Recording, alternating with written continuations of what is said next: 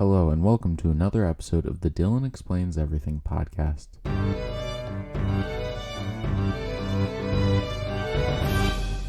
In this episode, we'll be reading a creative writing story written by my mom about a man who meets a child and their interactions with each other. It's supposed to be slightly humorous, but also very serious. Also, as a heads up, this episode does mention suicide, so if that's something that bothers you, feel free to move on to the next video. So, before we get started, we need to get our word of the day here, which is juxtaposition. Juxtaposition. Juxtaposition. Juxtaposition. Oxford Languages describes it as the fact of two things being seen or placed close together with contrasting effect. This is especially popular in argumentation or in rhetorical analysis, as it provides a very nice effect to the words that it's juxtaposing by putting them next to each other. In a lot of ways, it ends up producing an oxymoron or something similar to that in order to emphasize certain details of both the words. Our random trivia fact of the day is, if you have 3 quarters, 4 dimes, and 4 pennies, you have $1.19. You also have the largest amount of money in coins without being able to make change for $1. Now, without further ado, let's get on to the story. The title of the story is A Chance Meeting, written by Jody Denton and published on the 17th of December, 2013. He wasn't looking for company. He was there to take care of some shopping and then get home. His gray hair was a mess from being out in the wind, so he took a moment to smooth it down. He had decided to buy a cup of coffee and then find a place to sit and think. He needed to decide what he was going to get his daughter Grace for Christmas. She was flying home from New York that week and he wanted to get her something nice, maybe a sweater or a gold locket. He searched the mall for a vacant bench and found one near a jewelry store. He decided it was just about perfect. Clark removed his coat and set it next to him. His steel blue sweater set off his blue eyes. His blue jeans were dark blue and in mint condition. He was an attractive man at 70, but a bit on the grouchy side. After being a bachelor for the last 15 years, he found that living alone suited him. Clark enjoyed his privacy and guarded it well. The only person he really let in was his precious Grace. He never invited the boy over. He didn't even really give the boy a second glance. Yet, there the boy was, sticky from his sucker and climbing onto the bench next to him. He looked down on this small intruder and wondered what horrible deed he'd done lately to deserve this annoyance. "Hi," the little boy said. Clark tried to ignore him and did not reply. He did not want to make the boy think that he had any intention of chatting. "I'm Ben," the boy announced, oblivious to Clark's intentions. Clark rolled his eyes. Did he have a sign above him that said, "Please keep bugging me"? Clark slid down a bit on the bench away from Ben. He was hoping to discourage the boy, but Ben scooted closer to Clark. Clark groaned under his breath. Ben mimicked him by groaning under his own breath and then sat there waiting for the next move, as if he was playing a game. Clark finally looked down at Ben. "Where's your mother?" he asked. "In there." Ben pointed to the store directly across from where they were sitting. "She told me to stay here." "Perfect," replied Clark sarcastically. The mall they were in was crammed full of all the last-minute holiday shoppers, Clark being one of them. He really didn't like to wait so late, but he had been quite busy lately and lost track of time. Now here he was trying to get caught up. He hated the holidays. He did not understand the point. All it did was create chaos and stress. Between the gaudy decorations, the maxed-out credit cards, and the people begging for money on every corner, it was a wonder anyone survived the season at all. Clark could feel Ben's eyes on him. He tried to ignore it and pretend he had no idea the boy was even there, but every time Clark moved, the boy would copy him. It was getting old fast. "How long did your mother say she was going to be shopping?" Clark asked. "I don't know," Ben shrugged dismissively. He was still sucking the life out of the sucker and making horrid noises while doing it. "How long are you going to sit here?" Clark raised his eyebrow. "As long as I want. See, that's the difference between kids and grown-ups. Kids have to sit where their mothers tell them, but grown-ups can sit where they want and get up when they want." Clark started to take a closer look at Ben. He couldn't have been more than 5 years old. His brown hair looked like it hadn't been washed in a while, and his clothes fit a little too small. He had a ragged-looking backpack with him. The zipper on it looked broken. You could see there were clothes and a stuffed bear shoved into it. Clark looked over at the store across the way. The sign above the doorway said Jones Brothers Jewelers. It was obvious that the woman who belonged to this boy probably could not afford to buy jewelry from a store like that. Suddenly, Clark was startled by a man walking by who was wearing an elf costume. "Want a sucker, little boy?" the elf asked. Ben immediately said yes and proceeded to rip the wrapper off the candy and shove it into his mouth. Clark looked at his watch. It was 1:30. "Didn't you have lunch?" he asked, watching Ben devour his sucker. "Nope." "Why not? Doesn't your mother feed you?" "Sure," Ben shrugged. "She feeds me." "Then why do you look half-starved?" "I ain't," Ben said defiantly. Clark looked around the mall and saw a sign that said food court. "Follow me," he ordered. Ben grabbed his backpack and followed Clark. They stood together in front of the pizza booth. Ben's mouth started to water, and he could hear his stomach growl. Clark looked at Ben and said, "Now tell me again you aren't hungry." Ben couldn't say anything. He just hung his head. Clark suddenly felt sorry for the boy. He walked up to the booth and ordered a single slice of pepperoni pizza, a breadstick, and a small pop. He never saw a kid eat so fast in his life. "Slow down or you'll choke." "I ain't gonna choke," Ben replied with his mouth full. "What's your mother's name?" "What's yours?" "I asked you first." "I ain't supposed to talk to strangers." "Yet here we are." Clark didn't want to admit he was impressed with the kid, but he could tell this kid was starting to grow on him. He made an attempt to look irritated and then sighed extra dramatically. "Fine. I'm Clark. Now what's your mother's name?" "Why?" "I'm just wondering where this fine specimen of a boy came from." Ben smiled. Sarah Johnson." "Well, maybe I should go into the store and see if I can find this Sarah Johnson. I'd like to know what is taking her so long. She really shouldn't be leaving you out here like this, without any supervision." Ben stood up quickly, blocking Clark's way. "No, she'll get mad. Please don't go. I don't want to be alone." Ben looked at Clark with his big blue eyes wet with the threat of tears. His bottom lip, covered in pizza sauce, started to quiver. Clark sat down and started to look around to see if anyone was watching them. He sure didn't want to cause a scene. This kid was already taking up too much of his time.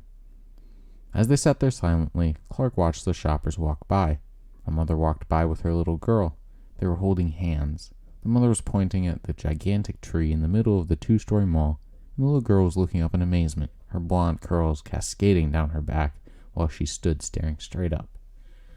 Her mother never left her side. Suddenly it dawned on Clark that something was wrong with the situation.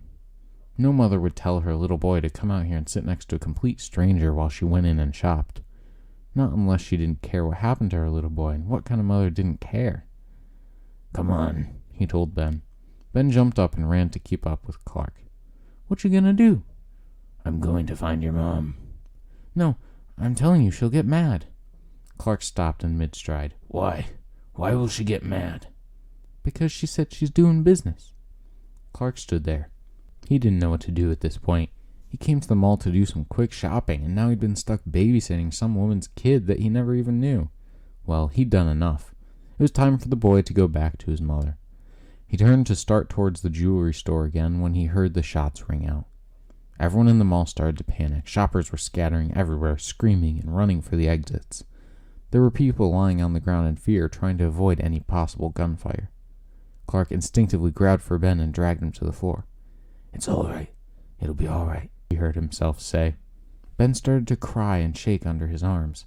Just then, 3 security guards ran past them, their feet hitting the concrete floor in quick, loud thumps. Clark watched them run into the jewelry store. A chill ran down his spine. He looked over at Ben's little face and saw complete terror. After what felt like forever, a security guard came out and told everyone to relax.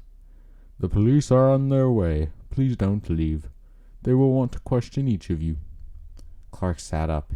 He started to stand and found that his legs were just too wobbly, so he just sat on the floor. Ben immediately crawled into his lap. He did not stop him. He knew that this little guy needed him, that he was scared. The thing that surprised and scared Clark was how desperately he did not want to be alone, and how that made him so grateful to have this little boy in his lap. It was hours before the police finally got around to talking to Clark. "What happened?" he asked. "A woman tried to hold up the jewelry store. The sales clerk said she seemed pretty high on drugs. She realized that the security guards were coming and wound up taking her own life." "How horrible." "Now, can you tell me what you saw?" "Not much, really. I was helping this kid out by getting him something to eat, and we were just on our way to the jewelry store to find his mom. What?" "A kid, you say? That kid there?" The police officer pointed to Ben. "Yes, why?" "Where did you find the boy?" "He just came and sat next to me. He said his mother told him to wait there. He was pretty hungry, so I had just got him something to eat, and then I was taking him to meet with his mom." "The woman's name was Sarah Johnson. She kept going on about getting some robot for her son for Christmas. The salesperson said she seemed desperate. Do you know? Could this boy be her son? She mentioned he was waiting for her." Clark made the connection right then. He knew things were only going to get worse for this little boy. He sat with Ben for as long as he could. He tried to console him, and he did his best to explain. He told Ben that his mama had to go away for a while because she knew that she couldn't take care of him right now. She wants him to go with some nice people who will help take care of him. Clark could hardly stand to watch child services take Ben away. This little boy, who was such a nuisance before, was now taking a piece of his heart with him. That night, Clark couldn't sleep. He tossed and turned. He could not get Ben's face out of his mind. What would happen to the boy now? He knew he had to find out. He set out early the next morning, and after only one phone call and one stop, he saw the clean, smiling face of Ben when he walked through the door. Ben ran as fast as he could and jumped into Clark's arms. "I told them you'd come see me. I knew you would," Ben exclaimed. Clark set Ben down and then handed him the bag he'd brought. "I couldn't let Christmas go by without giving you your present." Ben could hardly contain his excitement when he opened the bag. "Turbotron!" Ben immediately ran around the room with the robot as if it was flying in the air.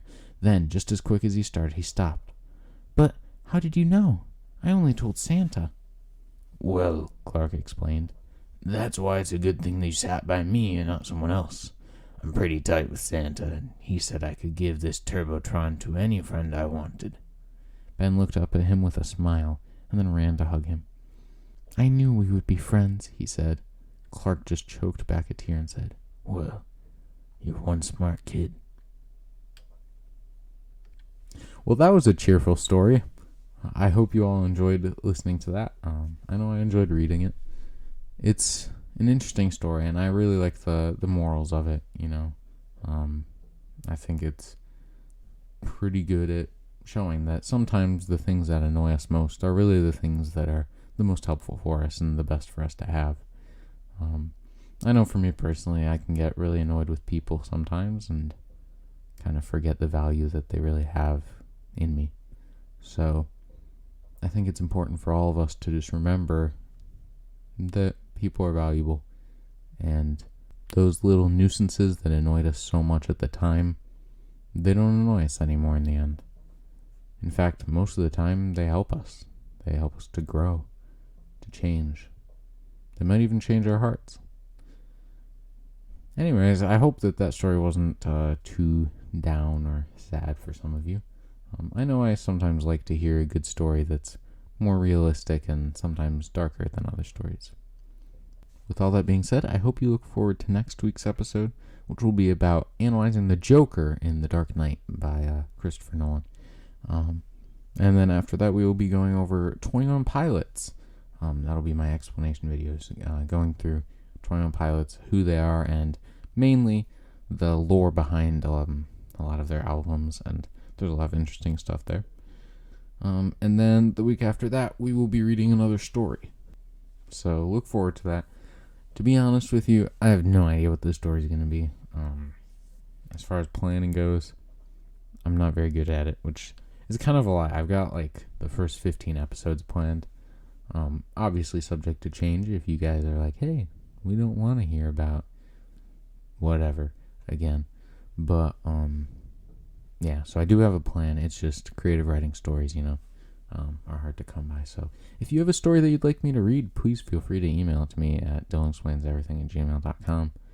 And please, if you enjoyed this episode, feel free to like or whatever, and follow and subscribe and stuff. Email me with any feedback, and if you're able to comment, feel free to do that. And yeah, I look forward to seeing you in the next episode. With all that being said, my name's Dylan, and I explain everything.